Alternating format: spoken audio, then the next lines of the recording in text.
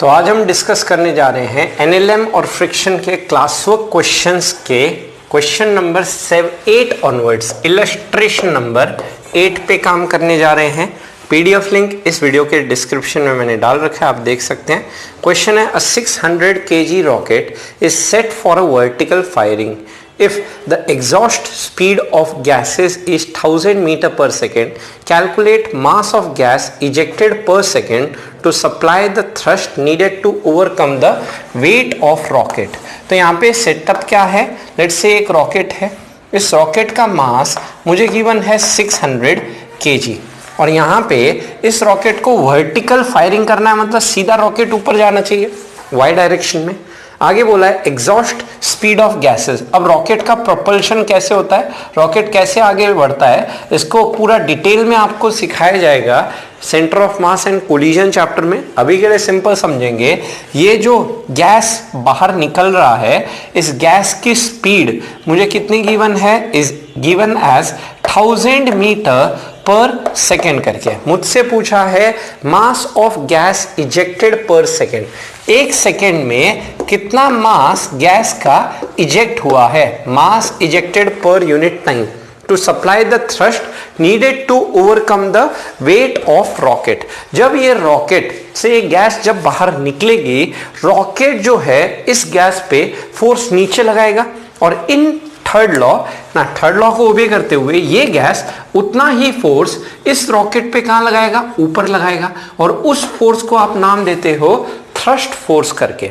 जो किसको बैलेंस करता है, balance is the weight of the rocket. यही हमसे क्वेश्चन में पूछा गया है ना, थ्रस्ट फोर्स कितना होना चाहिए जो इस रॉकेट के वेट को बैलेंस कर जाए, तो वो थ्रस्ट फोर्स पूछा गया आपसे। थ्रस्ट फोर्स कितना होगा, तो आप यहां पे बोल सकते हो थ्रस्ट फोर्स किसको बैलेंस कर रहा है, वेट को, और हमें पूछा है कितना मास इजेक्ट होना चाहिए पर यूनिट टाइम। वेट तो हम बोल सकते हैं सीधा mg हो जाएगा। अब थ्रस्ट फोर्स की बात करें तो थ्रस्ट फोर्स क्या होता है, force by Newton second law हम जानते हैं rate of change of linear momentum, और weight is nothing but mg। अब मोमेंटम क्या होता है, तो मोमेंटम के बारे में आप जानते हैं, momentum is nothing but mass into velocity. यहाँ पे बन के आया m इंटू जी, रॉकेट का मास।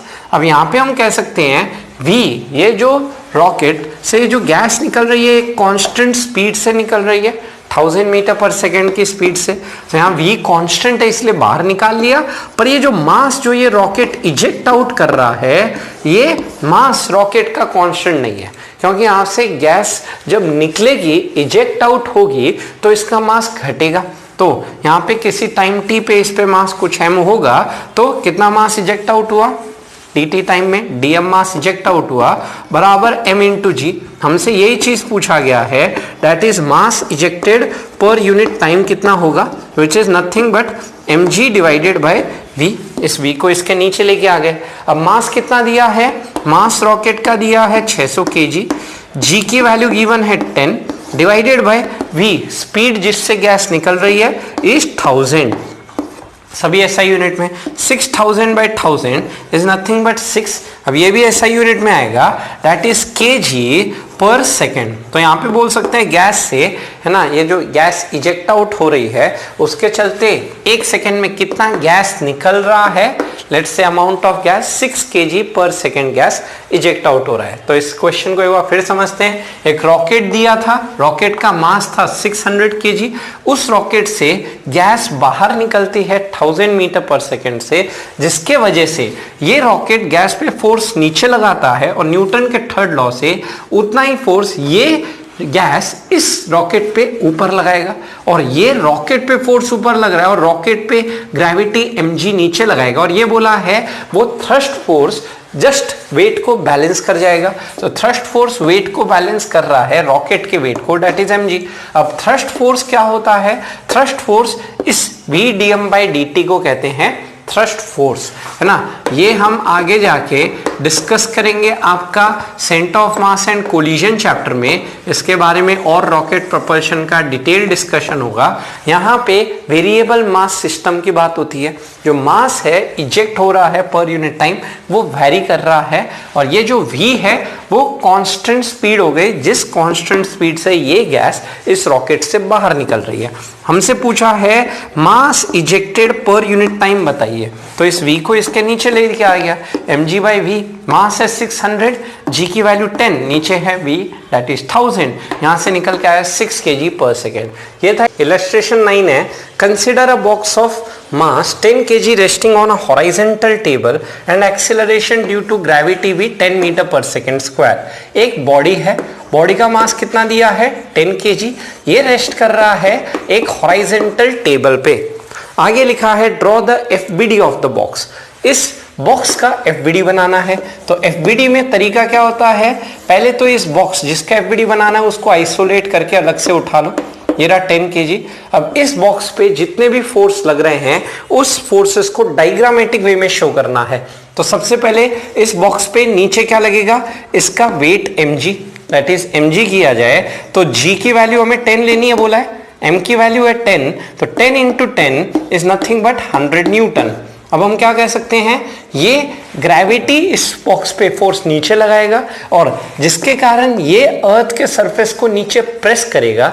अब ये अर्थ के सरफेस को अगर हम कहते हैं नीचे प्रेस कर रहा है तो अर्थ इसको एक रिएक्शन जो होगा फोर्स ऊपर की तरफ देगा, जिसे हम कहते हैं नॉर्मल रिएक्शन फोर्स, जो इस कॉन्टैक्ट सरफेस के परपेंडिकुलर ऊपर की तरफ लगते हुए दिख रहा है। तो पहला पार्ट हो गया एफबीडी। दूसरा पार्ट पूछा है find value of the force exerted by table on the box ना, टेबल के द्वारा इस बॉक्स पे कितना फोर्स लगेगा, this is the force by table on this box. ठीक है, तो दूसरे पार्ट का answer that is force exerted on the box by table. अगर इसकी बात की जाए बॉक्स पे फोर्स कितना लग रहा है उस टेबल के कारण, that is nothing but this normal reaction. जो मैं बोलूं यहाँ पे ये इसको बैलेंस कर रहा है, अभी ना बॉक्स नीचे जा रहा है ना हवा में जा रहा है, मतलब दोनों फोर्स बराबर है।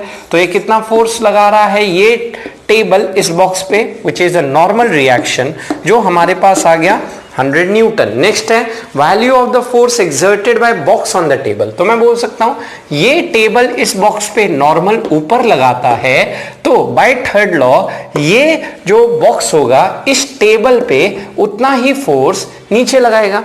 तो अगर मुझसे नेक्स्ट पार्ट में पूछा गया है value of force by box on the table, तो टेबल पे फोर्स बाय द बॉक्स कितना लगेगा, सेम नॉर्मल के बराबर, न्यूटन थर्ड लॉ से दिखाते हुए जो हमने कैलकुलेट किया हुआ है प्रीवियस क्वेश्चन में 100 न्यूटन करके। नेक्स्ट है does the force exerted by table on the box and wait of the box form third law action reaction pair. तो ये हमने डिस्कस किया है, क्या ये जो वेट है ना और ये जो force exerted by table on the box, क्या ये एक्शन रिएक्शन पेयर बने क्या। हमने बात की थी एक्शन रिएक्शन पेयर जो होगा कभी एक बॉडी पे नहीं लगता। दैट इज अगर मैं यहाँ पे बोलूं ये अगर मेरा लेट्स से ऊपर है बॉक्स है ना, ये आपका बॉक्स है और नीचे है टेबल, इसका एफबीडी बनाने की बात आएगी तो मैं बोलूंगा यहाँ पे ये बॉक्स पे ग्रेविटी फोर्स mg नीचे लगा रहा है और ये टेबल इस पे नॉर्मल ऊपर लगा रहा है। तो ये इस टेबल ने जो फोर्स लगाया उसको अगर एक्शन कहा जाए तो ये जो बॉक्स है, ये जो बॉक्स टेबल पे फोर्स नॉर्मल नीचे लगाएगा, ये उस एक्शन का क्या कहलाएगा, अपना रिएक्शन फोर्स कहलाएगा। तो ये एक्शन का ये रिएक्शन है, ना कि ये NW बराबर की एक्शन रिएक्शन फोर्स बैलेंस करते हुए की है। ये हम बोल सकते हैं no, they do not form the action and reaction pair. क्यों, क्योंकि एक्शन रिएक्शन कभी एक बॉडी पे नहीं लगते। एक्शन रिएक्शन पेयर हमेशा पेयर ऑफ बॉडीज पे लगते हैं, दो अपोजिट बॉडीज पे, equal in magnitude, opposite in direction. ये नॉर्मल का ये रिएक्शन नहीं है, ये नॉर्मल का रिएक्शन जो ये बॉक्स इस टेबल पे लगा रहा होगा वो है। तो ये है मेरा 9 नंबर का सॉल्यूशन। यहां तक पर है 2 ब्लॉक्स ऑफ मास mm करके दिया है, स्मॉल m की वैल्यू क्वेश्चन में मेंशन्ड है 2 kg और कैपिटल M की वैल्यू क्वेश्चन में मेंशन्ड है 5 kg, है ना। Are placed on a frictionless table, कोई फ्रिक्शन नहीं लग रहा है।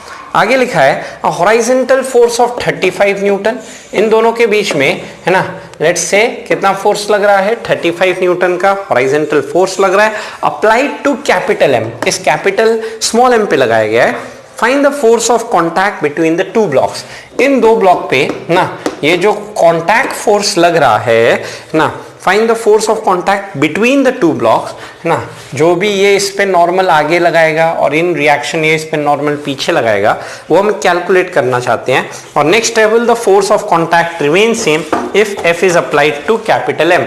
अब ये एफ अगर कैपिटल एम को लगा दिया जाए तो क्या ये नॉर्मल सेम रहेगा। चलिए शुरू करते हैं। सबसे पहले हम क्या बोलेंगे, हम इस पूरे को एक सिस्टम मान लेते हैं ताकि वो कॉमन एक्सेलरेशन आया जाए।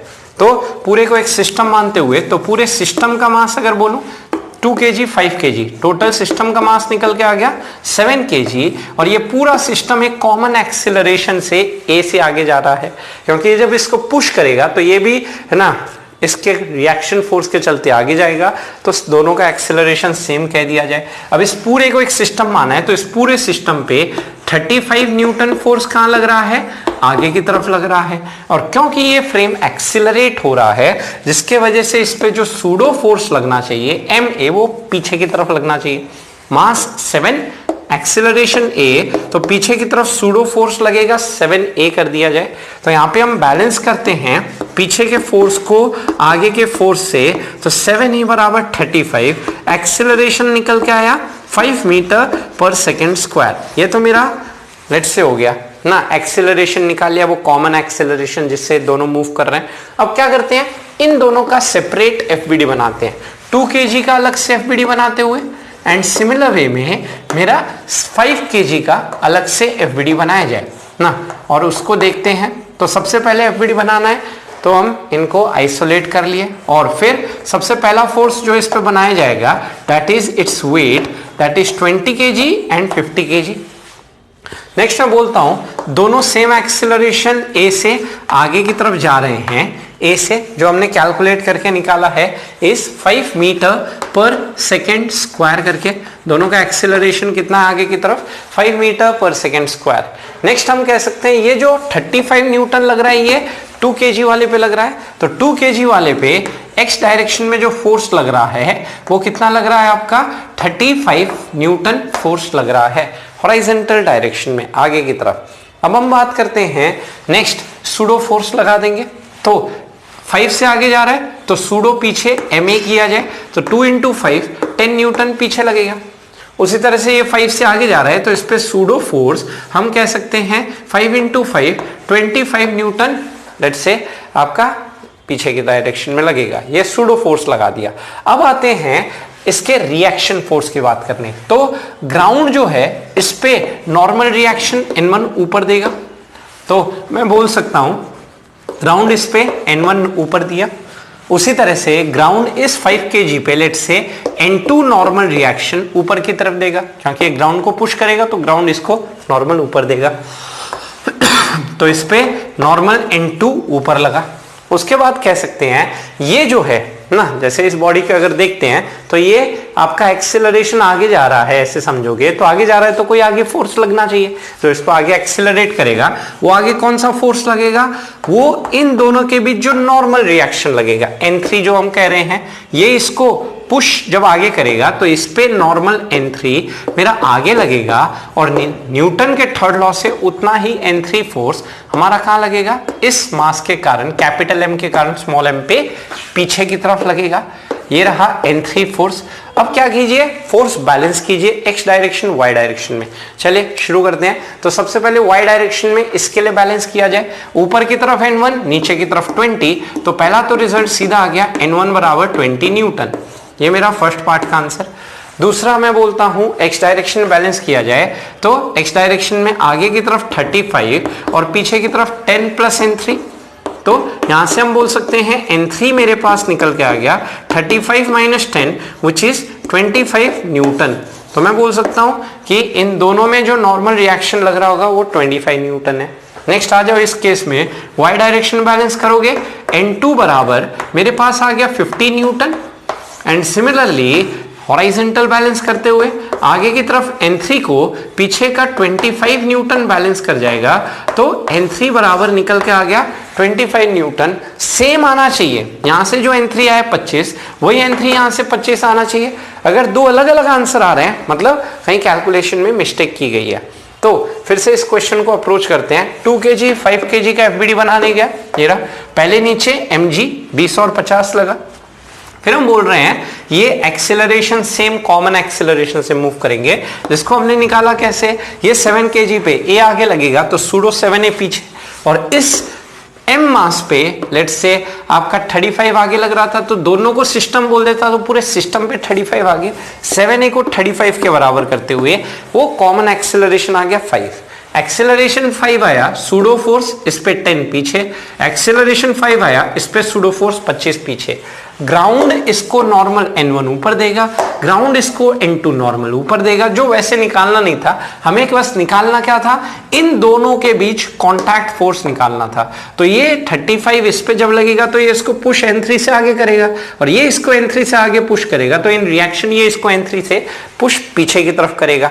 तो x डायरेक्शन में बैलेंस किया जाए तो N3 + 10 बराबर 35, तो यहाँ पे N3 आया 25 और यहाँ पे भी N3 बराबर 25 करते हुए N3 आया 25। तो इनके बीच जो कांटेक्ट फोर्स है वो मेरे पास निकल के आ गया 25। अब अगले पार्ट में क्वेश्चन क्या पूछा गया है, अगर यही F फोर्स सेम मैग्नीट्यूड इस मास पे लगता, 5 kg पे लगता, तो क्या उस केस में नॉर्मल सेम निकल के आता, वो जो कांटेक्ट फोर्स है बिटवीन द टू ब्लॉक्स वो सेम आता। तो उसको अप्रोच करते हैं। तो उससे पहले यहां तक स्क्रीनशॉट। तो अब इस क्वेश्चन में सेकेंड पार्ट में क्या बोला है, 35 न्यूटन फोर्स हमने लगाया इस 5 kg ब्लॉक पे। तो हमसे पूछा गया है क्या अब जो रिएक्शन फोर्स इन दोनों में, जो पिछले केस में 25 न्यूटन लग रहा था, अब क्या सेम रिएक्शन लगेगा। तो सबसे पहले तरीका वही रहेगा, पूरे को एक सिस्टम मान लिया जाए। इस पूरे सिस्टम का मास हो गया मेरे पास 7 kg कर दिया जाए। अब हम क्या बोल सकते हैं यहाँ पे, इस पूरे सिस्टम पे आगे की तरफ हॉरिजॉन्टल डायरेक्शन में फोर्स निकल के आया 35। अब ये सिस्टम पीछे की तरफ एक्सीलरेट करेगा A से, जिसके कारण सूडो फोर्स आगे लगेगा MA 7A। फोर्स बैलेंस करते हुए हॉरिजॉन्टल डायरेक्शन में यहाँ पे 7A बन जाता है 35, यहाँ से A की वैल्यू आती है मेरे पास 5 मीटर पर सेकेंड स्क्वायर। तो मैं बोल सकता हूँ ये पूरा system 5 metre per second square से लेफ्ट में मूव करेगा। अब आते हैं बात करने इस 2 kg और इस 5 kg ब्लॉक को देखते हैं। चलिए, तो इस 2 kg ब्लॉक और इस 5 kg ब्लॉक को अगर मैं एनालाइज करूं तो अभी जो मेरा 35 न्यूटन एक्सटर्नल फोर्स जो लग रहा है वो डायरेक्टली 5 kg ब्लॉक पे लग रहा है। किस डायरेक्शन में, हॉरिजॉन्टल डायरेक्शन में, -x एक्सिस में 35। पूरा सिस्टम 5 से मूव कर रहा है टुवर्ड्स लेफ्ट की तरफ, पूरा सिस्टम 5 से लेफ्ट की तरफ मूव कर रहा है, जिसके चलते इस पे फोर्स 10 सूडो आगे लगेगा 2 × 5, और उसी तरह से ये भी आपका लेफ्ट की तरफ एक्सेलरेट कर रहा है विद सेम एक्सेलरेशन 5, जिसके चलते इस पे भी सूडो आपका 25 आगे की तरफ लगेगा। फिर हम बात करें इस पे mg20 नीचे, इस पे mg50 नीचे, और फिर हम बोल सकते हैं इस पे नॉर्मल रिएक्शन ग्राउंड के द्वारा लेट्स से n1, उसी तरह से इस पे ग्राउंड के द्वारा नॉर्मल रिएक्शन n2। अब आते हैं बात करने इन दोनों के बीच में जो कांटेक्ट नॉर्मल फोर्स होगा वो कितना होगा। तो उसके लिए हम बोल सकते हैं कि ये जब इसको एक्सेलरेट आगे होना है तो इस पे कोई x डायरेक्शन में आगे फोर्स लगना चाहिए, जो इसके द्वारा क्या बन जाएगा n3 टुवर्ड्स लेफ्ट। तो मैं बोल सकता हूं ये जब इसको पुश करेगा तो इस पे तो n3 पीछे लगेगा और ये इस पे उतना ही n3 by Newton's third law आगे की तरफ लगाएगा। तो मैं बोल सकता हूं ये इस पे n3 पीछे लगाएगा, जिसके चलते ये उतना ही n3 इस ब्लॉक पे आगे लगाएगा। अब बस यही चेक करना है क्या ये n3 मेरा सेम 25 के बराबर है या नहीं है। तो y डायरेक्शन में फोर्स बैलेंस किया जाए तो n1 आया 20 और x डायरेक्शन बैलेंस करते हैं तो n3 आ गया मेरे पास निकल के 10 न्यूटन। तो पिछले केस में यही कांटेक्ट फोर्स इन दोनों ब्लॉक के बीच आया था 25 न्यूटन, इस केस में आया 10 न्यूटन। तो दोनों फोर्स बराबर नहीं है, तो इसलिए हम बोल सकते हैं नो, है ना, क्या सेम एक्सिल सेम कॉन्टैक्ट फोर्स लगेगा? नेक्स्ट पार्ट पूछा था, हमारा आंसर होगा नो। चलिए चेक करते हैं क्या उससे भी सेम है क्या। तो y डायरेक्शन में बैलेंस करता हूं तो N2 तो बैलेंस करके 50 हो गया, और हॉरिजॉन्टल में बैलेंस करो तो N3 और 25 आगे की तरफ लग रहा है, और पीछे की तरफ इस ब्लॉक पे फोर्स एक्सटर्नल 35 लग रहा है। यहां से हम बोल सकते हैं, लेट से इस केस में यहां पे बोला जा सकता है 25 राइट साइड ले जाते हुए यहां से N3 आ गया 35 माइनस 25 करके, यहां से नॉर्मल रिएक्शन मेरे पास निकल के आ गया 10 न्यूटन। तो मैं बोल सकता हूं इन दोनों में है ना जो कॉन्टैक्ट फोर्स लगेगा 10 न्यूटन, पर ये फोर्स उस फोर्स कॉन्टैक्ट फोर्स के बराबर नहीं है जब ये 35 न्यूटन इस पे आगे लगता। सेम अप्रोच रहता। आप क्या करते हैं, पूरे को सिस्टम मानते हैं। फिर से दिखा रहा हूं, पूरे सिस्टम का मास 7 kg, सिस्टम एक्सेलरेट ए से आगे करेगा, सूडो फोर्स 7 है पीछे, उसी तरह से 35 आगे बैलेंस करके 35 बराबर 7 है, ए आया 5, एक्सेलरेशन दोनों में सेम है तो इस पे एक्सेलरेशन 5 आगे, इस पे 5 आगे, 35 इस पे लग रहा है, 20 और 50 वेट बैलेंस किया, सूडो फोर्स 5 आगे तो सूडो 10 पीछे, वैसे 5 एक्सेलरेशन आगे, 25 सूडो फोर्स पीछे। उसके बाद ये इस पे N3 आगे लगाएगा तो उतना ही N3 इस पे पीछे लगेगा।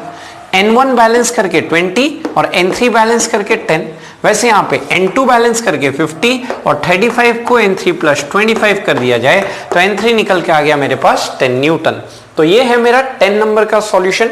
यहां तक screenshot low. Illustration number 11, a spring weighing machine inside a stationary lift reads 50 kg when a man stands on it.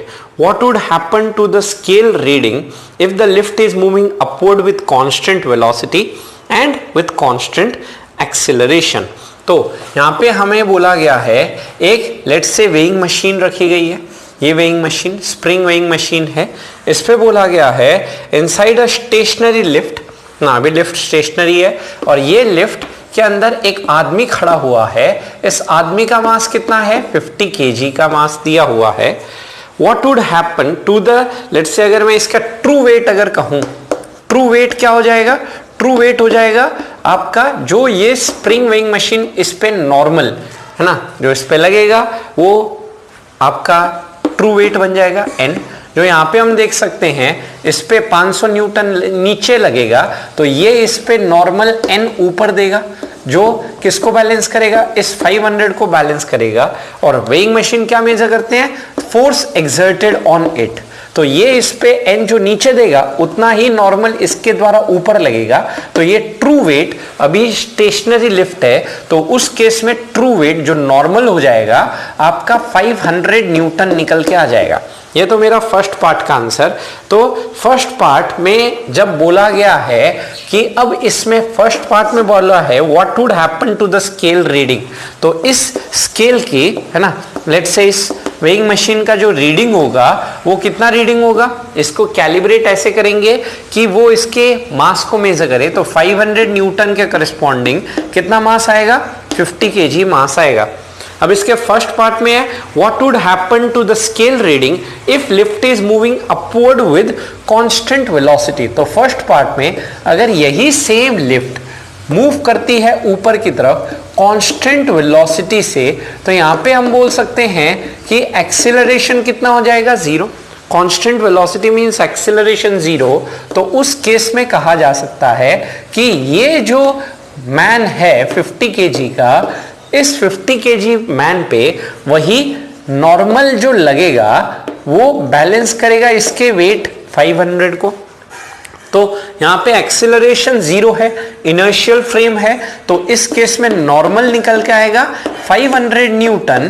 तो इसका रीडिंग जो आएगा इस वेइंग मशीन का रीडिंग कितना आएगा? फिर से इसे g से डिवाइड कर दिया जाए तो वो रीडिंग आ जाएगा 50 kg। मतलब फर्स्ट पार्ट में क्योंकि इनर्शियल फ्रेम है, एक्सेलरेशन 0 है, तो उस केस में आपको कोई सूडो फोर्स लगाने की जरूरत नहीं है। तो फर्स्ट पार्ट का तो आंसर हो गया सीधा 50 kg। सेकेंड पार्ट पे आते हैं। सेकेंड पार्ट बोला है अगर यही फ्रेम मेरा कांस्टेंट एक्सेलरेशन से कहां जाता, लिफ्ट ऊपर अगर जाती कांस्टेंट एक्सेलरेशन से ए से, तो उस केस में क्या कहा जा सकता है? उस केस में इस आदमी पे लेट्स से एक तो आपका mg नीचे लगेगा ही 500 का, ऊपर नॉर्मल लगेगा, और साथ ही साथ मैं कह सकता हूं इसका सूडो फोर्स ma भी नीचे लगेगा। तो अब जो नॉर्मल होगा, क्योंकि वेइंग मशीन इसी नॉर्मल को मेजर करके देगा, तो ये जो नॉर्मल होगा n डैश वो हो गया 500 प्लस क्या लिख दिया जा सकता है 50a। तो यहां पे हम बोल सकते हैं जो रीडिंग निकल के आएगा, हमारी रीडिंग क्या हो जाएगी, हमारी रीडिंग हो जाएगी इस n डैश को जो भी रीडिंग आती है उससे g से डिवाइड करना है, 10 से डिवाइड करना है। जैसे यहाँ पे भी 10 से डिवाइड किए, यहाँ पे भी 10 से डिवाइड किए, तो 10 से डिवाइड करने पे दिस इज 50 प्लस 5a, मतलब मैं बोल सकता हूं जो रीडिंग है वो 5a से बढ़ जाएगी ना। तो यहाँ पे हम बोल सकते हैं रीडिंग जो होगी वो बढ़ेगी, ग्रेटर देन 50 kg हो जाएगा। आदमी का जो रीडिंग होगा वो 50 kg से ज्यादा शो करेगा, और कितना शो करेगा ज्यादा वो डिपेंड करेगा उस फ्रेम के एक्सेलरेशन पे। तो यहाँ पे जो अपेरेंट वेट है इसको हम कह सकते हैं अपेरेंट वेट, ठीक है, ये ट्रू वेट था, और ये जो बना हुआ है ये मेरा बना हुआ है apparent wait which is greater than it's true weight by this 5a, है ना, इतने से इंक्रीज कर जाएगा। अगर ये फ्रेम ऊपर एक्सेलरेट करता है तो इस पे सूडो फोर्स कहां लगाएंगे, नीचे। तो इस केस में 500 प्लस 50 है, और जो भी कैलिब्रेशन की जाती है वो मास को मेजर करते हुए, तो g से डिवाइड कर दो 10 से, 10 से डिवाइड किया तो 50 kg ना शो करके 50 से थोड़ा ज्यादा, लेट से a की वैल्यू अगर 2 हो जाती तो 60 kg शो कर जाता। पर फर्स्ट पार्ट में बोला है कांस्टेंट वेलोसिटी, मतलब एक्सेलरेशन 0, तो कोई सूडो फोर्स नहीं लगेगा, तो उस केस में नॉर्मल सीधा आ जाएगा 500 न्यूटन, तो रीडिंग 50 kg रहेगी। तो ये है मेरा 11 नंबर यहां तक। क्वेश्चन 12 में अभी तक हमने 2 ब्लॉक सिस्टम किया था, अब लेट्स से 3 ब्लॉक सिस्टम की बात होने आ जाए। लेट्स से 3 मासेस है, this is m1 mass, this is m2 mass and this is your m3 मास। इनके मासेस की वैल्यू गिवन है मुझे, this is 1 kg, this is your 1.5 kg and this is your let's say mass 2 kg करके दिया हुआ है। यहाँ पे फोर्स लेफ्ट साइड से लगते हुए यहाँ पे F की बात हो रही है ना, F फोर्स लग रहा है, और ये फ्रिक्शनलेस सरफेस गिवन है। 3 blocks are in contact with each other on a frictionless surface as shown.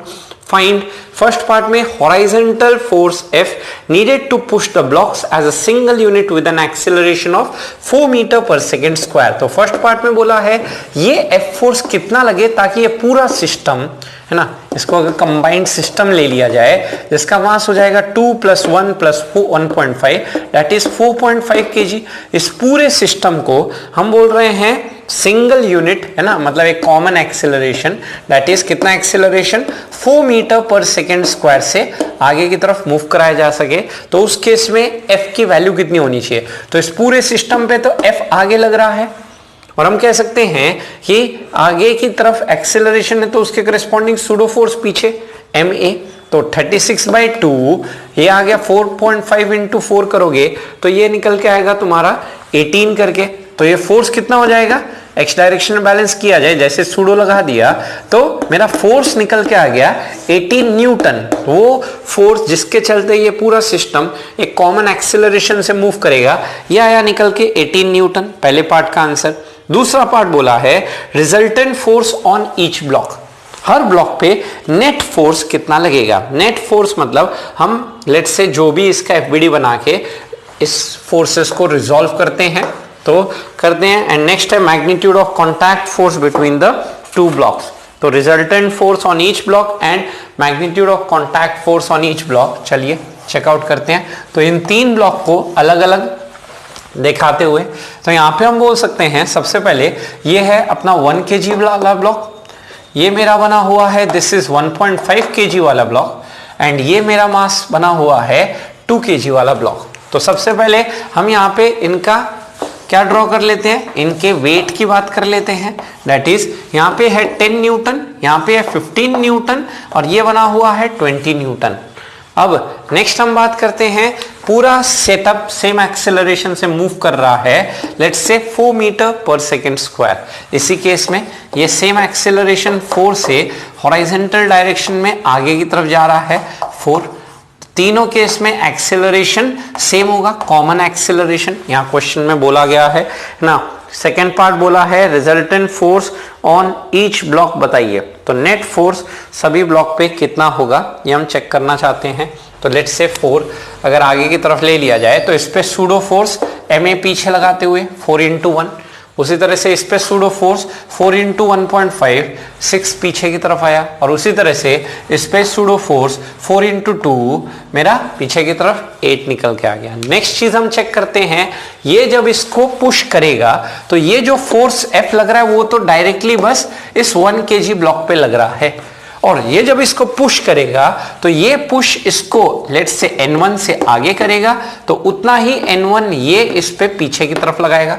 Similar way में ये इसको आगे की तरफ धक्का देगा N2, और उतना ही N2 इस पे कहां लगेगा, पीछे लगेगा। तो हॉरिजॉन्टल डायरेक्शन में जो इनके कांटेक्ट फोर्स लग रहे हैं वो ड्रॉ करूं तो इस 1 kg पे आपका नॉर्मल कांटेक्ट फोर्स पीछे लग रहा है, उसी तरह से इस 1.5 kg पे N1 कांटेक्ट फोर्स अगर आगे लग रहा है तो इस ब्लॉक के कारण इस पे N2 फोर्स कहां लग रहा है, पीछे लग रहा है। उसी तरह से ये इस पे N2 जो लगा रहा है वो मेरा आगे की तरफ लगा रहा है। नेक्स्ट हम बोल सकते हैं ये ग्राउंड इसको N3 ऊपर देगा, वैसे ये ग्राउंड इसको N4 ऊपर देगा, और ये ग्राउंड इसको N5 जो है नॉर्मल ऊपर की तरफ देगा। बस नॉर्मल जो लगता है वो हम जानते हैं कॉन्टैक्ट सरफेस के परपेंडिकुलर। तो ये सब नॉर्मल एफवीडी में डायग्रामेटिक वे में शो कर दिए। This is your normal N3, this is your normal N4 and this is your normal N5. These normals are the normal reaction force exerted by ground on these blocks. चलिए शुरू करते हैं। तो सबसे पहले बैलेंस करते हैं y डायरेक्शन में, तो इसमें N3 बैलेंस कर जाएगा हमारा 10 न्यूटन को, यह आया फर्स्ट पार्ट। सेकेंड मैं बोलूं हॉरिजॉन्टल डायरेक्शन बैलेंस करोगे तो ये F फोर्स यहां पे बैलेंस करेगा N1 + 4 को। तो इस केस में N1 अगर लूं, ये F की वैल्यू यूज करी जाए तो N1 जो इनके बीच नॉर्मल लगेगा F - 4 निकल के आया। अब लेट्स से हम उसी एक्सेलरेशन के करस्पॉन्डिंग फोर्स अगर ले लें 18, तो 18 - 4 ये तो आ गया 14 न्यूटन, ये आया। This is the normal. Let's say क्या कहा जा सकता है, कौन सा नॉर्मल है, जो ये ब्लॉक इस पे आगे लगाएगा, और उतना ही नॉर्मल इस पे पीछे की तरफ लगते हुए। ये मेरा आया ना ग्राउंड के कारण इस पे नॉर्मल, और इन दोनों के बीच N1 नॉर्मल निकाल लिए। अब उसी तरह से ग्राउंड के कारण इस पे नॉर्मल N4 ऊपर की तरफ लगेगा विच इज योर 15 न्यूटन। एंड दूसरा मैं बोल सकता हूं हॉरिजॉन्टल डायरेक्शन बैलेंस करें तो N1 बराबर मेरे पास आ गया N2 + 6। हॉरिजॉन्टल में बैलेंस करो, N1 आगे, N2 और 6 पीछे। यहां से N2 की बात करूं विच इज N1 - 6, जो मैंने पिछले केस में 14 निकाल चुका है, तो 14 - 6 निकल के आया। यहां से N2 की वैल्यू बात करूं, N2 निकल के आया 8 न्यूटन। अब मुझे चेक क्या करना है, मुझे चेक करना है क्या ये 8 न्यूटन लास्ट इक्वेशन में सेटिस्फाई करेगा या नहीं करेगा। कर जाता है तो हमने सब कुछ इक्वेशन सही बनाई है। अब y डायरेक्शन बैलेंस करो, तो पहला चीज N5 बैलेंस करते हुए 20 न्यूटन को, एंड नेक्स्ट चीज हम क्या बोल सकते हैं, हॉरिजॉन्टल में बैलेंस करेंगे तो N2 बैलेंस करता है 8, जो हमने प्रीवियस में इस इक्वेशन में भी 8 ही निकाला। मतलब हमारे सभी नॉर्मल भी निकल के आ गए और ये सेम निकल के आए हैं, देयरफॉर हमारा सारी इक्वेशन सही है। तो यह आ गया मेरे पास find resultant force on each block. तो net force on each block and magnitude of contact force between the blocks, that is N1 और N, है ना, N2 पूछा था, N2 और N1 कितना होगा, ये आपका पार्ट सी में पूछा था, वो हमने बता दिया। And net force on each block कितना होगा, ये हमें नेट फोर्स की बात करनी थी। तो नेट फोर्स अगर इस ब्लॉक पे N2 की बात करें तो इस पे नेट फोर्स कितना हो जाएगा, नेट फोर्स ऑन ब्लॉक 3, जिसके चलते ये ब्लॉक आगे जा रहा है, वो N2 बना हुआ है, जो आपने कितना निकाला हुआ है, 8 न्यूटन। उसी तरह से इस पे आ जाओ, नेट फ्लो है ना, force on block let's say 2 कह दिया जाए, M2, ये ब्लॉक 1 था, ये ब्लॉक 2 है, ये ब्लॉक 3 है, M1 M2 M3। तो नेट फोर्स इस ब्लॉक है ना लेट्स से 2 पे कितना लगेगा, तो नेट फोर्स अगर मैं बोलूं तो force equal to mass into acceleration. Mass है 1.5, एक्सेलरेशन है 4, तो 1.5 × 4 किया जाए तो ये निकल के आ गया मेरे पास 6 न्यूटन ना। 4 इंटू 1.5 करोगे दैट इज 6 न्यूटन आ गया। ये हो गया net force on block 2। Acceleration जहां होगा उसी डायरेक्शन में नेट फोर्स एक्सर्ट होगा, और उसी तरह से नेट फोर्स ऑन ब्लॉक 1 बोलूं तो mass into acceleration that is 4 Newton करके ये आया नेट फोर्स, है ना। चाहे आप ऐसे भी देख सकते हो, F है आपका 18, पीछे है 4, तो 18 माइनस 4 कितना हो गया 14 न्यूटन, है ना। वही N1 न्यूटन, है ना, जो फोर्स था उसी फोर्स की बात हो रही है। तो ये है आपके net forces on individual blocks M1, M2 and क्या बोला जा सकता है अपना N3 करके आ जाता है। तो ये है क्वेश्चन नंबर 12 का सॉल्यूशन यहां तक। अब आते हैं बिगिनर्स बॉक्स 2 पे क्वेश्चन पे बात करने। तो मुझे ग्राफ दिया हुआ है, ग्राफ है वेलोसिटी वर्सेस टाइम का।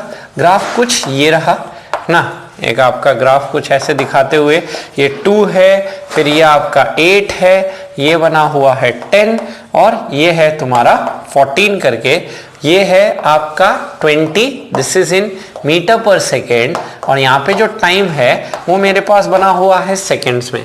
Person of mass m kg standing on a lift. If lift moves vertically upwards according to given VT graph, find out weight of the man at the following instants. तो यहाँ पे आपको ये जो lift है vertically ऊपर की तरफ जा रही है। तो सबसे पहले हम बात करते हैं फर्स्ट 1 सेकेंड में। 1 सेकेंड में पूछा गया है ये लिफ्ट, है ना। यहाँ पे जो है इस VT ग्राफ से हम क्या बोल सकते हैं, VT ग्राफ से पहला पार्ट में at t equal to 1 second उस लिफ्ट का एक्सेलरेशन निकाला जा सकता है। कैसे, dv by dt, that is इसका स्लोप निकाल के। तो 1 सेकेंड पे स्लोप क्या हो जाएगा, ये tan थीटा, ये tan थीटा लिखा जाएगा perpendicular by base that is 20/2। तो यहां से हम बोल सकते हैं tan theta which is equal to 20/2, जो मेरा निकल के आ गया 10 मीटर पर सेकेंड स्क्वायर। तो यहाँ पे हम बोल सकते हैं ये जो लिफ्ट है ऊपर जा रही थी, लेट्स से एक, है ना, m मास जो है बॉडी का m मास, और ये लिफ्ट ऊपर जा रही थी विद एन एक्सेलरेशन जो हमने यहाँ निकाला हुआ है 10 करके। तो यहाँ पे हमसे पूछा गया है standing on lift moves vertically upward according to this graph, weight of the man at let's say following instant. तो हम बोल सकते हैं इस पे आपका mg ना नीचे लगेगा, दैट इज mg नीचे लगेगा, एज वेल एज क्या कहा जा सकता है, सूडो फोर्स भी नीचे लगेगा, दैट इज m इंटू ए भी नीचे लगेगा, और उसको बैलेंस कौन करेगा, इसका नॉर्मल रिएक्शन बैलेंस करेगा। तो जो वेइंग मशीन होगा ना, wait of the man at the following instant, तो इस केस में उसका जो वेट अपेरेंट वेट होगा वो हो जाएगा मेरे पास mg प्लस ma कर दिया जाए। तो यहाँ पे मैं बोल सकता हूँ a की वैल्यू 10i और g की वैल्यू भी 10 है, तो m प्लस, है ना, 10m plus 10m this is equal to मेरे पास बनने चला गया 20m। तो हम बोल सकते हैं उसका वेट जो हो जाएगा 20m ना न्यूटन, पर जो रीडिंग होगा वेइंग मशीन का वो कितना होगा, इस n को डिवाइड करेंगे आप g से, दैट इज 10 से, तो इस रीडिंग आ जाएगी 2m kg, उसका रीडिंग होगा 2m kg शो। नेक्स्ट आते हैं इसका सेकेंड पार्ट में। सेकेंड पार्ट में बोला है at 8 second, and last part में पूछा गया है मुझसे एट 12 सेकेंड्स। तो चलिए 8 सेकेंड की अगर मैं बात करूं तो 8 सेकेंड में ये जो वेलोसिटी टाइम का ग्राफ है, ये ग्राफ आप देख रहे हैं एक straight line parallel to x axis हो गया, पैरेलल टू एक्स एक्सिस। तो इस केस में एक्सेलरेशन अगर बोलें dv by dt which is tan theta, तो यहाँ पे थीटा तो 0 डिग्री है, पैरेलल टू एक्स एक्सिस हो गया, तो इस केस में एक्सेलरेशन 0, एक्सेलरेशन 0। तो हम बोल सकते हैं इस मैन पे, ये जो मैन है जिसका मास m है, यहाँ पे ये a इक्वल टू 0, मतलब ये लिफ्ट ऊपर जा रहा है पर एक constant velocity 20 metre per second से, वेलोसिटी चेंज नहीं हो रहा है। तो इस केस में कोई सूडो नहीं लगेगा, सिंपली mg लगेगा जिसको बैलेंस करेगा नॉर्मल रिएक्शन। तो यहाँ पे हम बैलेंस करें तो यहाँ पे नॉर्मल की रीडिंग ना, लेट्स से mg आ गई, और यहाँ पे हमें करना क्या है, दैट इज g की वैल्यू 10 रख दी जाए, दैट इज 10m आ गया। अब रीडिंग जो होता है, रीडिंग क्या होता है, इसका रीडिंग हो जाता है जो नॉर्मल आएगा उसे 10 से डिवाइड कर दें, तो 10 से डिवाइड किया जाए तो ये जो वेइंग मशीन ना इस केस में रीडिंग शो करेगा विच इज m kg करके, m के टर्म्स में आंसर लिखना है। तीसरा पार्ट आते हैं, तीसरा पार्ट पूछा है at t equal to 12 second, 12 second में उसका रीडिंग कितना होगा ये हमसे पूछा गया है।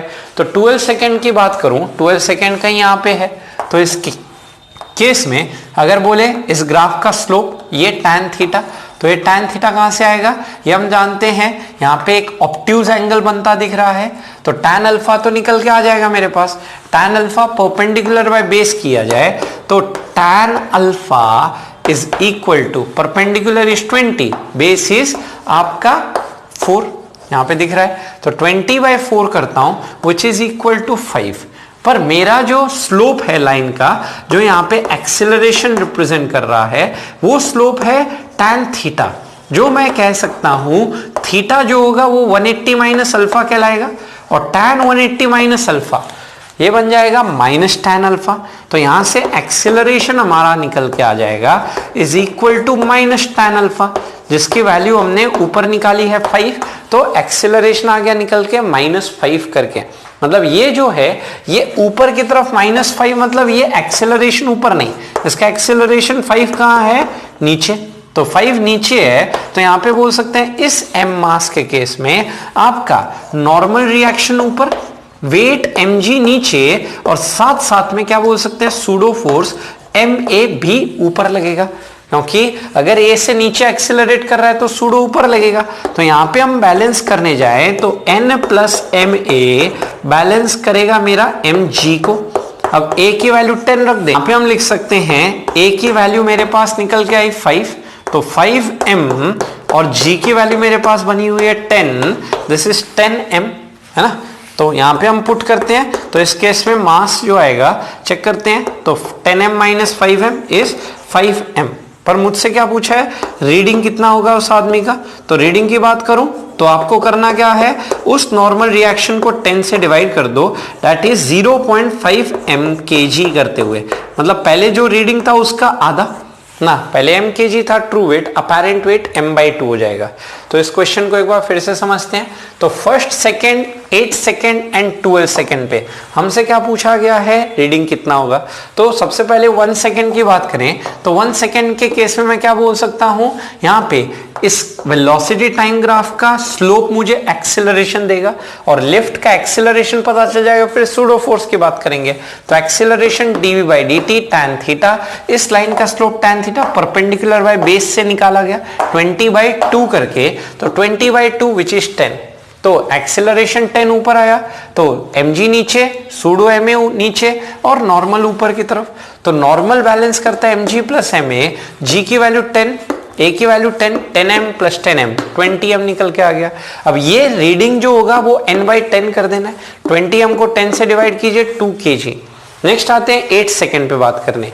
8 सेकेंड की बात करूं, ये रहा, तो यहाँ पे हम बोल सकते हैं dv/dt स्लोप देगा that is tan 0 degree, line parallel to x axis, मतलब एक्सेलरेशन 0, ये जो लिफ्ट है 20 मीटर पर सेकेंड की कांस्टेंट स्पीड से मूव कर रही है, तो इस केस में नॉर्मल बैलेंस करेगा mg को 10m g की वैल्यू, और रीडिंग बात करें तो n/10। नेक्स्ट आते हैं 12 सेकेंड पे बात करने। 12 सेकेंड पे हमें इस लाइन का स्लोप चाहिए tan थीटा, tan थीटा निकालना है, तो ये ट्राइंगल अल्फा आ जाएगा, तो tan थीटा आ जाएगा।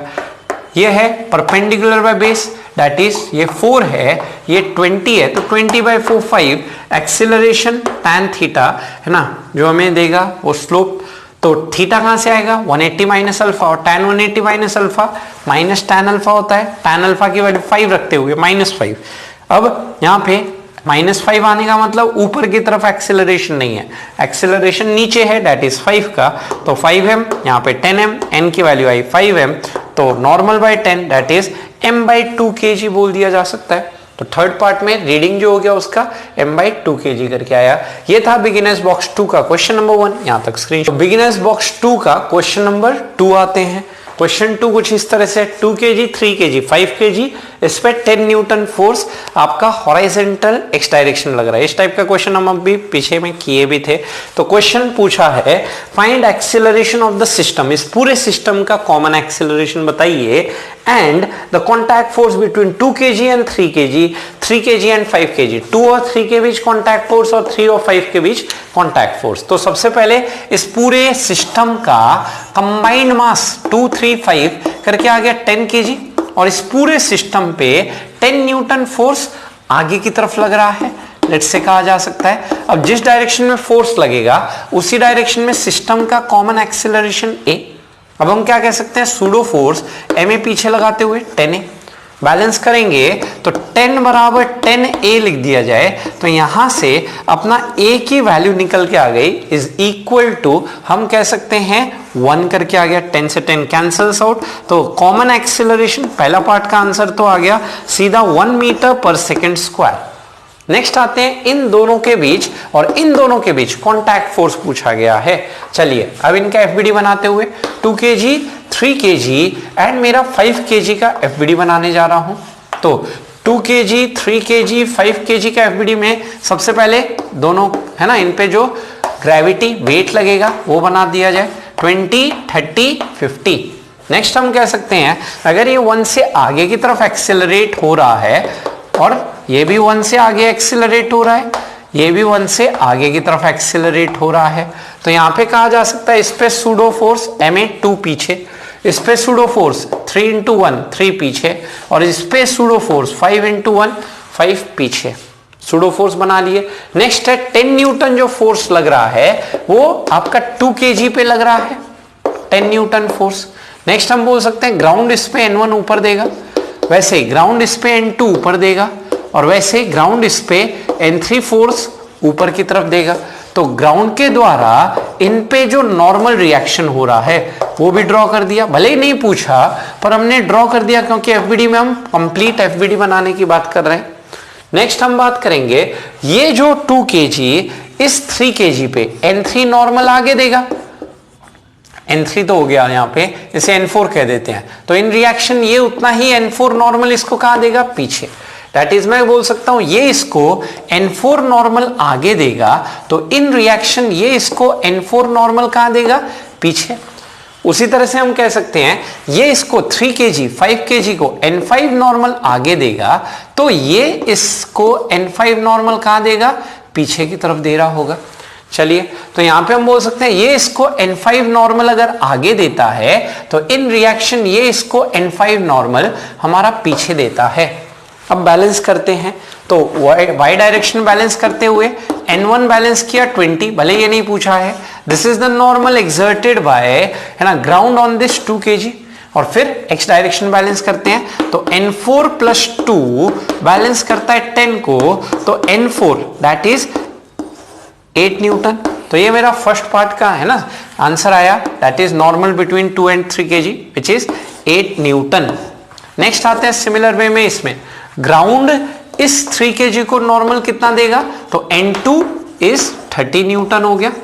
नेक्स्ट हम बात करते हैं यहाँ पे N4 जो आपने निकाला है उसको यहां रख दिया जाए, तो यहाँ पे N5 प्लस 3 बराबर N4 रख दूं, N4 की वैल्यू 8 रख दी जाए, और ये है मेरा 3, यहाँ पे है N5, यहाँ से N5 की वैल्यू 8 माइनस 3 करके आ गई 5 Newton. That is normal between 3 and 5 contact force कितना आता, 5 न्यूटन। लास्ट आते हैं इस पे बात करने, तो y डायरेक्शन बैलेंस करके ग्राउंड इस 5 kg पे नॉर्मल 50 न्यूटन ऊपर की तरफ देता, और यहाँ पे अगर बात की जाए y डायरेक्शन में फोर्स बैलेंस के बाद x डायरेक्शन में फोर्स बैलेंस, N5 आया 5 न्यूटन जो यहाँ पे भी सेम आना चाहिए।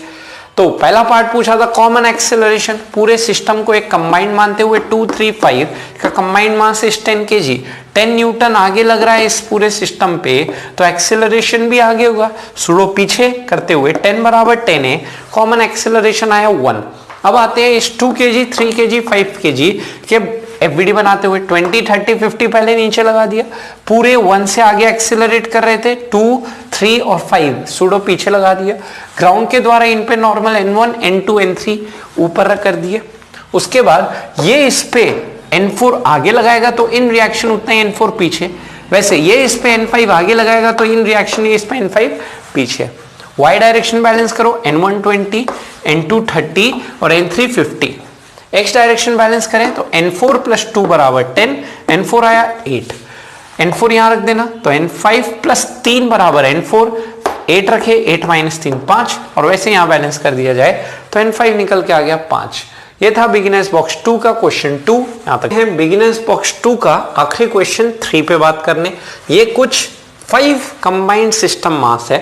फाइंड पहला पार्ट एक्सेलरेशन ऑफ सिस्टम, फिर है DE force, CD force, BC force and AB force. चलिए शुरू करते हैं। सबसे पहले सिस्टम का एक्सेलरेशन, तो पूरा सिस्टम को कह दिया जाए कितना मास हो गया, पूरे सिस्टम का मास एम 5 टाइम्स होते हुए 5m। इस पूरे सिस्टम पे हॉरिजॉन्टल डायरेक्शन में कितना फोर्स लग रहा है, P।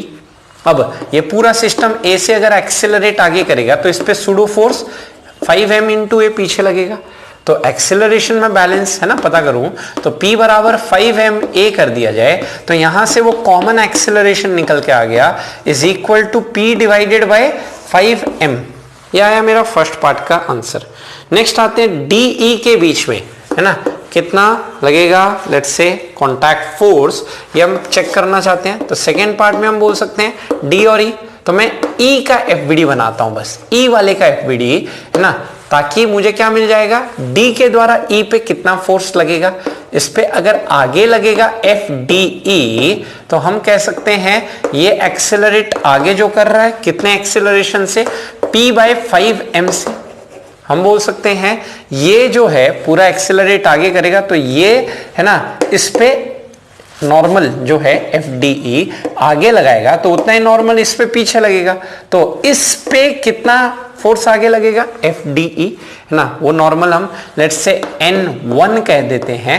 This is the normal exerted by block D on block E। ये नॉर्मल N1 आगे कह दिया जाए तो ये उस पे उतना ही N1 नॉर्मल पीछे लगाएगा। तो यहां पे हम बोल सकते हैं एक्सेलरेट आगे होगा ये अगर, है ना, ओनली ब्लॉक E, तो इस पे सूडो फोर्स MA पीछे लगेगा। अब बैलेंस कर दो तो यहाँ पे N1 बैलेंस करते हुए MA से A की वैल्यू P बाय 5m कर दूं तो P डिवाइडेड बाय 5m करते हुए यहाँ पे ये नॉर्मल N1 जो है which is your required answer, that is force exerted bye block D on block E, है ना, या E ऑन D, बात एक ही है, which is equal to mm cancel होते हुए ये निकल के आ गया P डिवाइडेड बाय 5। ये मेरा आया सेकेंड पार्ट का आंसर। फिर आते हैं थर्ड पार्ट के इसके बात करने। थर्ड पार्ट पूछा है ना सी डी के बीच कितना फोर्स लग रहा है। चलिए सी और डी के बीच ना जो कॉन्टैक्ट फोर्स है वो हम चेक करना चाहते हैं। तो मैं बोल सकता हूं सी डी पे N2 फोर्स आगे लगाएगा तो इन रिएक्शन इसको N2 फोर्स कहां की तरफ मिलेगा, पीछे ना। C इस D पे आगे फोर्स लगाएगा उतना ही फोर्स N2 इसको पीछे मिलेगा। तो थर्ड पार्ट पे आते हैं बात करने। तो थर्ड पार्ट में मैं बोल सकता हूं अब यहाँ पे N1 हम निकाल चुके हैं, N2 हमें पता करना है, that is force exerted bye block on C, है ना, block C on D, C D पे कितना लगाएगा। तो हम D का FBD बनाने जाते हैं। D का FBD बोले पूरा सिस्टम तो वही एक्सेलरेशन से A से आगे जाएगा तो इस पे सूडो फोर्स M पीछे लगेगा। नेक्स्ट चीज बोल सकते हैं इस D पे कौन से फोर्सेस लग रहे हैं, हॉरिजॉन्टल डायरेक्शन बैलेंस किया जाए तो N1 तो N2 आगे लग रहा है और ये E D पे जो N1 लगाया वो पीछे लग रहा है, जो हमने यहाँ N1 निकाला। तो यहाँ पे X डायरेक्शन में बैलेंस करोगे तो N2 निकल के आ जाएगा N1 प्लस MA कर दिया जाए। N1 की वैल्यू P बाय 5 निकाली है, पुट कीजिए यहाँ पे। तो N1 की वैल्यू निकाली है P by 5, M into A की वैल्यू हमने कॉमन एक्सेलरेशन निकाला है P डिवाइडेड बाय 5m। यहाँ से N2 मेरे पास आ गया, M से M cancel, P by 5 plus P by 5 which is 2 by 5, 2P by 5 which is your force between C and क्या बोला जा सकता है D करके। CD में कितना फोर्स है वो अपना निकल के आ गया। उसी तरह से आते हैं बात करने BC के बीच कितना फोर्स लग रहा होगा। चलिए तो B और C पेयर की बात करें तो B और C पेयर में कितना फोर्स लगेगा। तो मैं बोल सकता हूं B इस पे लेट्स से N3 अगर आगे लगाएगा तो इन रिएक्शन ये बी पे N3 उतना ही फोर्स कहाँ लगाएगा, पीछे की तरफ लगाएगा। अब हम उल्टे से आ रहे हैं, अभी तक हम आगे से देख रहे थे, अब पीछे से देख रहे हैं सारे क्वेश्चंस। तो अब N3 पता करना है, बी सी पे जो फोर्स लगाएगा, तो उसके लिए क्या करते हैं, अब इस सी का FBD बनाते हैं, इस सी बॉडी का। तो इस सी बॉडी का FBD बनाते वक्त हम बोल सकते हैं ये बी बॉडी इस सी पे, सी का FBD बना रहा हूं तो सी पे फोर्स ड्रॉ कर रहा हूं, तो सी पे N3 फोर्स आगे और N2 फोर्स जो ऊपर निकाला है पीछे, एक्सेलरेशन आगे है तो सूडो फोर्स ma पीछे कर दो। अब ये N3 चेकआउट करना है तो N3 तो निकल के आ गया, निकल के आते हुए N2 प्लस ma कर दिया जाए। अब यहां पे N2 ऊपर निकाला है 2p/5 प्लस m इंटू ए की वैल्यू हमने कॉमन एक्सेलरेशन निकाला हुआ है p divided by 5m, m से m cancel, 2p/5 plus p/5, यहां से वो N3 मेरे पास निकल के आया is equal to 3p/5। This is the force कहा जा सकता है ना, b जो c पे लगा रहा होगा, this is your force by b on c, है ना। लास्ट पार्ट आते हैं, लास्ट पार्ट हमसे पूछा है a एंड बी के बीच जो फोर्स लग रहा है, तो यहां पे हम बोल सकते हैं ए बी के बीच जो फोर्स लगेगा, लेट्स से ये इस पे N4 फोर्स आगे लगाएगा और इन रिएक्शन उतना ही N4 फोर्स पीछे लगेगा। तो अब आते हैं इस B का FBD बनाया जाए, तो इसका फिफ्थ पार्ट अगर मैं बोलूं इस B का FBD बनाने जाऊं तो B के FBD में क्या बोल सकता हूं, इस M मास पे, है ना, कौन से फोर्स लग रहे हैं, N4 फोर्स आगे, यही हमें काम करना है, N4 फोर्स A और B के बीच का पता करना है, N3 फोर्स पीछे जो हमने प्रीवियस क्वेश्चन में निकाला हुआ N3 फोर्स, और एक्सेलरेट तो आगे कर रहा है, देयरफॉर सूडो फोर्स पीछे की तरफ लगेगा। तो N4 बैलेंस कर रहा है मेरा N3 प्लस ma को, जो मेरा निकल के आ जाएगा N4 is the required force acting between A and B करते हुए। N3 हम निकाल चुके हैं 3p/5, और फिर हम यहां पे बोल सकते हैं m इंटू ए की वैल्यू है मेरे पास p divided by 5m, m से m cancels out, p/5 plus 3p/5, your answer is 4 times p by क्या लिख सकता हूं 5। ये आया उनके बीच का एक्सेलरेशंस और जो उनके बीच फोर्स लगते एक आपस में। तो ये था बिगिनर्स बॉक्स 2 का क्वेश्चन नंबर 3 सॉल्यूशन। यहां तक